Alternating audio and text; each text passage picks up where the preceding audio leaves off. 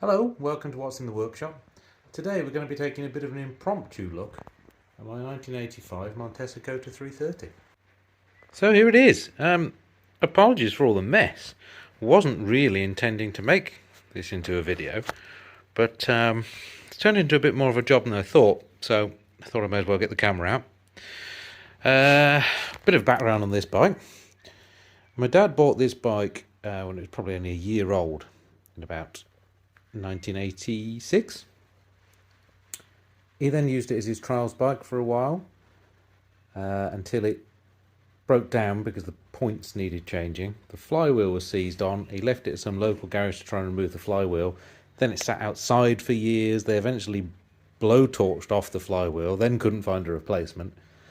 I eventually got hold of this and found a replacement flywheel. And then around 10-15 years ago, I did a couple of trials on it with its original 80s tyres. I was very bad, and it wasn't much better.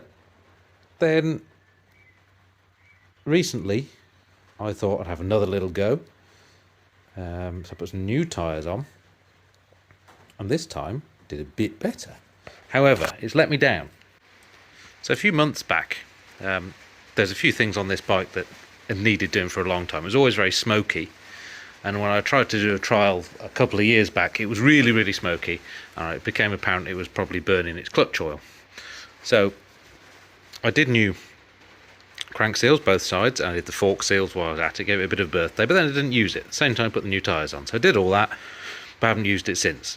So I did a day at Milton Keynes playing around on it. Bike was fine. I went to do a trial on Wednesday evening and started doing it again. Got really smoky, backfired, running terribly. So I assumed, I don't know that I'd done something wrong with this seal or it had gone again, but this is the clutch side seal, and there's nothing obviously wrong with that at all. But also there's no play in the main bearings there that I can see would cause it to leak past that seal. The gasket was fine, that was sealing well on there. So I can't really see any reason why it's doing what it's doing. So I think we need to have a bit of a check over and make sure this is okay. We don't want another Dalesman on our hands, basically. So I'm going to take the engine out, take the top end off, and have a bit of a look and make sure there's nothing else going on. Further background on this bike. This is the last twin shock trials bike ever made, the Montesa Cota 330. After that, everything went monoshock. So it was kind of a big brute at its time. I think the theory was power, but it's also fairly advanced for a twin shock. It's also extremely rare because they only produced for a short time, and then everybody was buying monoshocks.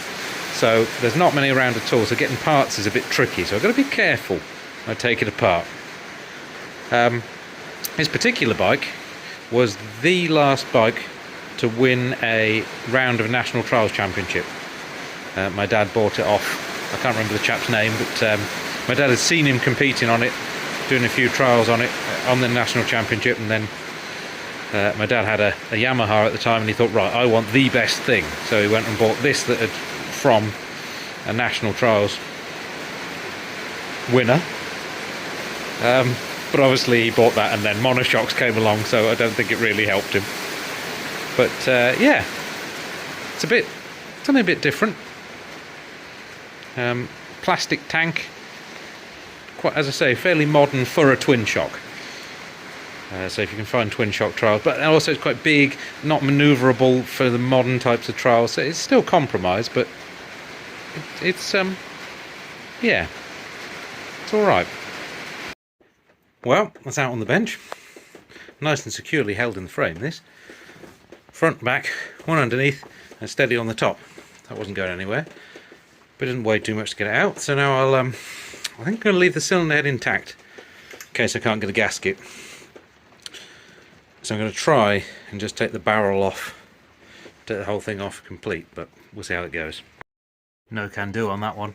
Doesn't have a barrel nut exposed down the bottom. You have to get to it from above. So, head'll just have to come off. Looks like I might not be the first to have been in here. it ever did have a gasket. It doesn't now. It's all apart. Can't see anything immediately wrong, which is good. Cylinder looks okay, piston looks okay, rings look okay, not seized, not split. Crank feels okay. I'm just going to decide whether now I'm here, whether I split the cases and replace the main bearings. It's a whole lot extra work, but okay, well I got the piston off, little end seems fine, piston's alright. Although this doesn't make any bearing noise when it runs, really, like a two-stroke usually is quite noisy because of the ball bearings, rather than plain metal, but if I turn this over, well,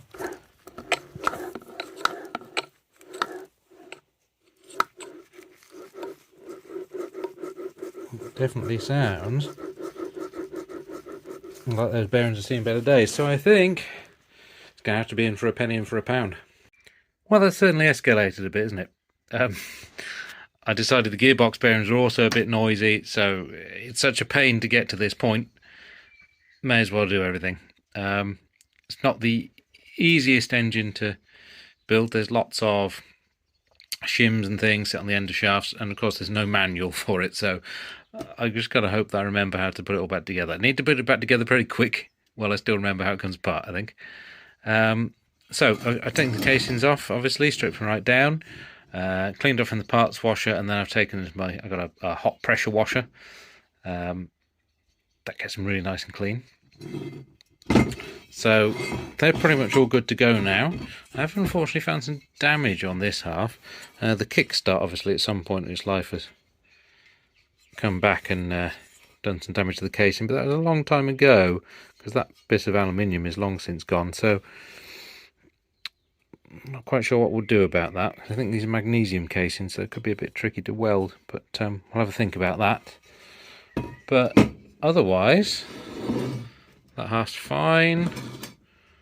We'll give them a bit of a paint while at this point, and then I've got a lot of mess to tidy up and some putting back together to do. So I'll order some parts, and then I'll see you for part 2.